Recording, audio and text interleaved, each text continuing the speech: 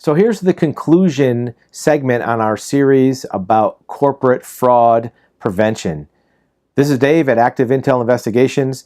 Remember that corporate fraud, when it occurs, have effects that go well beyond just financial. Yeah, you may have a financial loss, but fixing that loss and you have legal consequences affects morale. It affects the morale of the employees that are having to deal with it and find out that their friend who is another employee turned out to be a fraudster. It affects your morale.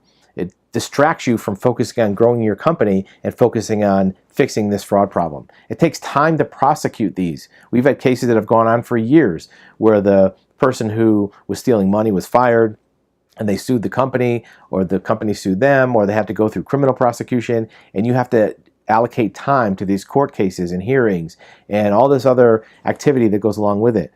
During that time, you lose genuine business opportunities that are real. You may also have client dissatisfaction. If you lose a valuable employee or other employees are distracted, your clients may not get the attention they deserve. It gives your competitors an opportunity to move into your market area, and that's not a good thing. When we have looked at fraud in a company, 100% of the time when a client has brought us in suspecting fraud, there has been fraud. So in suspected cases, it's 100%.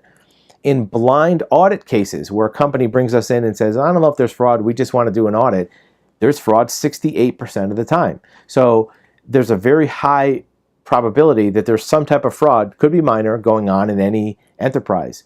According to the FBI and the Association of Certified Fraud Examiners, the median reported loss for fraud is $150,000. That's the median. There's a lot of them that are higher and some that are lower.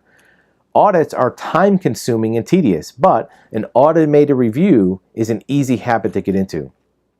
There's no such thing as a person who could be immune to fraud. I don't care how much you trust an employee or a particular person in your company.